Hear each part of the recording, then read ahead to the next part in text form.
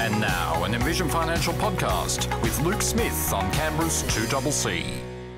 Hard to believe that it's Friday afternoon already. Luke Smith, good afternoon. It's like I'm here every other day. It's funny how fast we are tearing into Christmas. I don't even say the Christmas word. Oh my goodness. But you're right, it's the 1st of September today. Winter is now behind us officially. Oh, thank God. I think there might be still a few chilly mornings ahead, but nevertheless, it's good to know that we are seeing some sunnier days ahead, which is nice. And as you're quite right, Christmas just around that corner. Yeah, we'll blink and we'll be racing up and organising holidays. And it's funny how we were only talking in the office the other day about, later in the year we'll do this. And one of the girls said, look, it's going to be 1st of September at the end of this week, and later in the year is now. Yes. It's literally, I think after COVID, time has sort of just got quicker and quicker because 20 and 21 sort of just melted together. And I think you'll find, Luke, this is the effect of getting older. All right. As you get older, the years get shorter. People have said that for a while. I just never wanted to believe it. The psychology behind it is that the longer you've been alive, 1 year represents a smaller and smaller portion of your life. So they go more quickly. Okay. Right. Yeah. When you're 2 years old, 1 year is half your life. When maybe, you're 10 years I've old, got too much going on. The weeks are ripping by. Well, it could be that as well. Yes, and of course, 1st of September, it means if you haven't done your tax yet, you probably should pull your finger out. Yes, it pays to ask your accountant where your group certificate is, and if you don't know how to use MyGov, get on there and pull it down. Indeed. Now, when we talk about our superannuation funds, we often talk about some of the investment options that are available, and one that is commonly discussed is the so-called balanced option. Yes. And I know that many times before you've told me balanced does not always mean balanced. What does it mean? Yeah, look, again, off the back of last week, we talked about the misconception that super is risky, and we broke down that the underlying assets in your fund determine the amount of risk you take on. Today, I just want to point out that people need to be mindful of the fact that they come in, they sit down in my office and they say, I'm in the balanced option. And I say to them, what does that mean to you? It's balanced. It's equal. I said, by equal, you mean half and half, like a seesaw? And they say, yeah, like a seesaw, because I'm not an aggressive investor. So I want half of growth and half of defensive. Now, for me, I think of a seesaw. That, for me, is a balanced option. You and I get on a seesaw. If it's level, it's balanced. Oh, you're a bit bigger than I am, Luke. If you and I did get on a seesaw, you'd be up in the air, I can assure you of that. Now, and it's the same with your superannuation, because what you think might be balanced, well, maybe one side is a bit heavier than the other. And that is all I want people to take from today, and to start to look a little bit deeper into what fund are you in and what does balanced mean in the fund that you use. It's not that it's good or bad. It's not that something is better or worse. All I want people to know today is the word balanced is a label. It is not a definitive set of numbers that is consistent. And it's certainly not a legal definition. No, not at all. It is just a label. And I think that's the best way I can try and put a name to it, because it can be extremely misleading if you assume, and I'll give you some examples. The government super fund runs 72 to 74% in growth assets, right? PSSAP. Aware Super, in their PDS, say we have 75% growth assets. Rest, okay, another industry fund, it runs 55% in growth assets. So there's a 20% swing in the allocation to growth orientated assets. Now, when we say growth orientated, we're talking about our broader exposures to Australian shares, international, property, and infrastructure, listed or unlisted.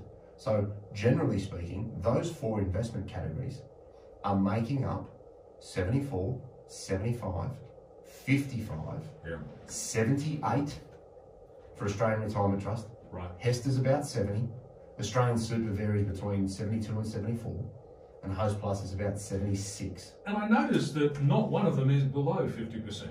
Yes. If they were really balanced, you'd think some would be above and some would be below. And all I want to point out today, I'm not saying by any stretch that one is better or worse than the other. All I'm indicating here is look at what you're in and see what balanced means in the fund that you choose to use. Now, I hate to throw a spanner in the works, but there is a possible further complication here, because when we talk about Australian shares, for example, there's a wide range of different shares, and some of those shares might be considered to be more growth oriented, and some of those shares might be considered to be more defensively orientated. That is very much the case, and that is where people move into a personal super fund or a self-managed super fund to have that added level of control in relation to what you're actually going to buy. Because people also come in with exactly that attitude and say, I don't like shares, they're dangerous or they're risky.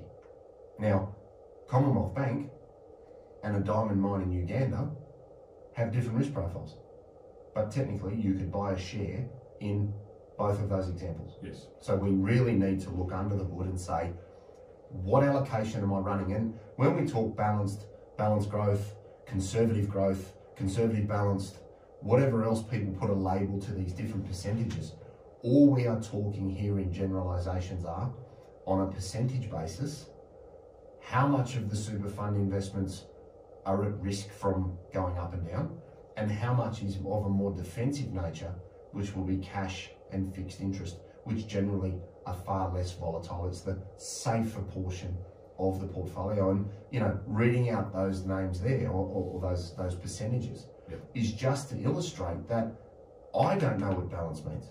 And I've worked in this industry for over 2 decades. I don't know what balance means. If I run a balanced portfolio under our licensed provider, and most financial planners will be in this boat, we run 50-50. What I would say is truly a balanced portfolio. Half of it is growth, half of it is cash and defensive. That for me is a seesaw, half and half, it's level. What you call these different categories or these labels in some of these other funds, doesn't really matter what you call it. You need to look at the percentage allocated to Australian shares, property, infrastructure, and the international sector. That will give you your total weighting for how your fund is invested and the growth proportion that's appropriate for what you're in. Okay. When we look at those numbers, and you've got 7 examples there with 7 different numbers ranging from a low of 55%, a high of 78%, it makes it very difficult, doesn't it, to compare one fund to another? Hugely, and this is where you need to be able to try and compare on an allocation basis. So in my industry, the term and the language used in the legislation is you must compare for something on a like-for-like basis. If you're in a fund and you're running 70% growth assets, you need to compare it to another fund with 70% growth assets. And this is where I find a lot of people struggle, because they'll come in and say, oh, this one's better than that one. And anybody that's been in my office knows I talk about the speed of the car. If we both have the same car and yours is blue and mine is green, and we're doing the same speed down a highway, we will get to the destination at a similar time. But if I'm doing 100 in a 100 zone and you're doing 140 in a 100 zone, I'm going to get arrested. You might. I had my car confiscated. It's impossible for me to beat you. So when people look at other super funds and they go, oh, this one here is better than that one there, you're not actually doing potentially either fund any justice, because you could be comparing a car doing 140 kilometres in a 100 zone to one doing 100, which is an illustration of those asset allocation percentages that I read out. Well, I guess the analogy goes even further, doesn't it? Because the car that's exceeding the speed limit might anticipate getting to the destination more quickly, but might also be more likely to have an accident or get intercepted by the police. So that would be the metaphor for your more risky investment turning out not to be such a good investment. Well, and that's exactly what I say in my office. If you're doing 160 or 180 in a 100 zone, can you talk your way out of a ticket? Yeah. And most people go, well, no. And if you hit a tree, I'm probably dead. With that same vein though, I would argue that doing 40 in a 100 zone is also risky, because there's a very good chance you're going to annoy plenty of people behind you, and you're also going to be late getting where you're going. Because in that example, fixed interest assets don't grow. So if you've got a lot of cash and a lot of fixed interest assets, you've limited your ability to offset the effect of inflation. So if you're trying to grow your super and you're comparing a fund that you're in at the moment with 40% growth assets to a fund with 75% growth assets, and for some reason they're both in the balanced bucket, you're not comparing apples with apples. It's like trying to compare a Mini to a Mack truck and say they're both vehicles. So all I want people to take from today is look at your asset allocation. If you're not sure, go onto the super fund website, go onto the allocation that you're in, pick your balance, your growth, whatever you're in, and then there'll be a pie chart on the website, and they'll show, like slices of a pizza, what each individual allocation is for the various components of investment that you have inside your account, and get a handle on how you feel about that. Because everybody, I find, is very bullish in a positive environment and then wish they didn't have such an allocation when things turn bad. So you've got to remember it's for the longer term, and you don't really want to be trying to pick the top and bottom of a market or stay completely out of a particular sector, because everything has its day at different times. Now, we've been talking about the seesaw, with growth on one end of the seesaw and defensive investments on the other, but another phrase that's used instead of defensive investments is income investments. So people say growth and income. Can we have both at the same time? I would argue that you can, and an illustration of that, again, depending on how deep we want to go into the weeds here, you could argue that listed Australian shares would fall in both buckets.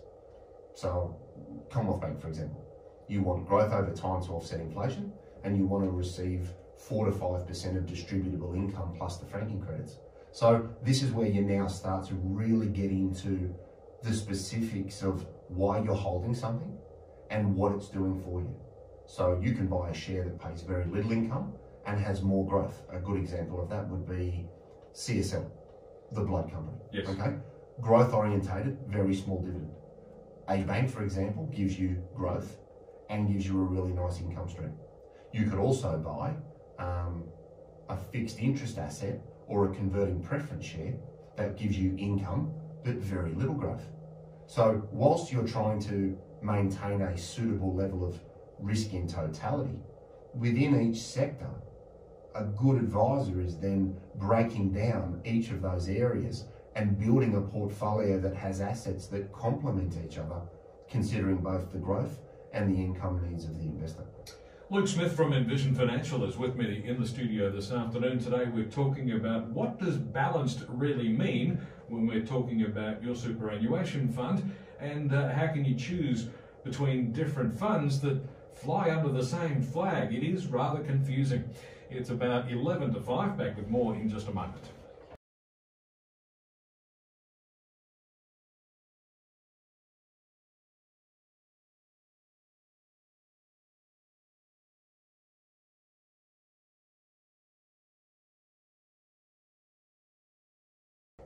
Seven minutes to 5. It's a Friday afternoon, and that means Luke Smith from Envision Financial is with me in the studio today. We're talking about what does balanced really mean when it comes to your investments. So, Luke, what are the key things to remember?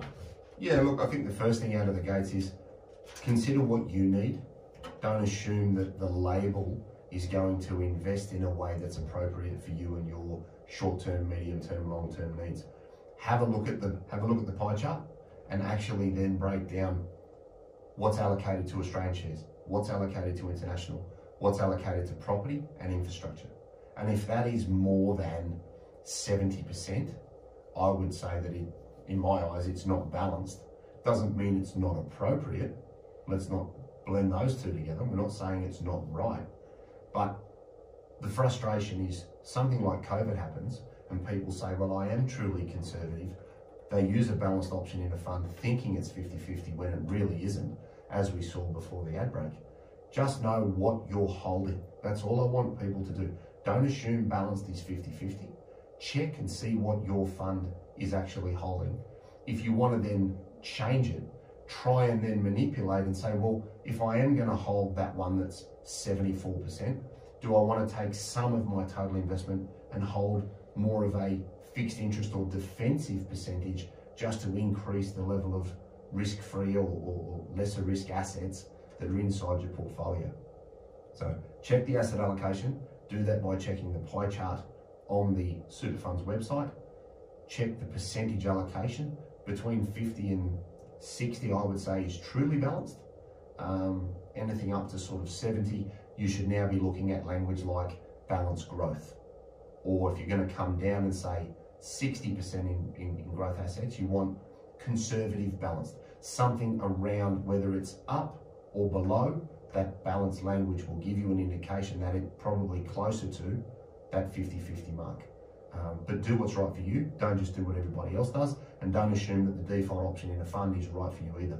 So check your mix, check the language, make sure your label is correct, and if you want to have a more active control over how things are invested, consider a personal super fund, self-managed super fund, or another more flexible vehicle. The other thing we haven't really touched on much in this discussion about comparing funds is the fees. Obviously, fees can vary a bit from one fund to another, can't they? It can very much so. So again, you generally find that the more aggressive you are, the higher the investment cost for a range of reasons. So whilst it's important to maintain the right investment option and the right label, that's what we're going to call them, you also then need to overlay that with, well, what is it costing me to be in this? But just keep in mind when you're comparing performance, there is a lot to consider over the total return or the percentage benefit and the cost of the fund. And just look at the percentage, not the label, if you're looking to move into another fund, because you might be jumping out of the pot and into the fire. Just have an understanding of how fast that car is actually going, so you're making a fair and reasonable comparison. Because before the outbreak, we saw some fairly significant, there was 20% swing there between two funds with the same balance label. So just understand what you're in, and then you can try and maximise the outcome of your opportunities. In fact, more than 20% in the biggest differential there, from 55 up to 78. So and I bet if we extended that list from 7 to 10, we could probably get a couple with 80 plus still calling it balanced. So Luke, it's time to ask, where can listeners get more information? 6260 4749 is the number in the office. Envisionfinancial.com.au. We've got the podcast, The Strategy Stacker. Luke Talks Money on iTunes and Spotify. We've got Envision Financial Canberra on YouTube, where we've got all of the shows. We've got YouTube Shorts. We've got the handle, The Strategy Stacker, on the Tiki-Toker. And Asset Allocation and Risk Profiles have their own chapter in Smart Money Strategy, your ultimate guide to financial planning, in all good bookstores and online with Amazon and Booktopia. Sensational. Luke, have a fabulous week, and we'll catch you again next Friday. See you next week. Luke Smith from Envision Financial, back with us again in the studio at the same time next Friday afternoon. Right.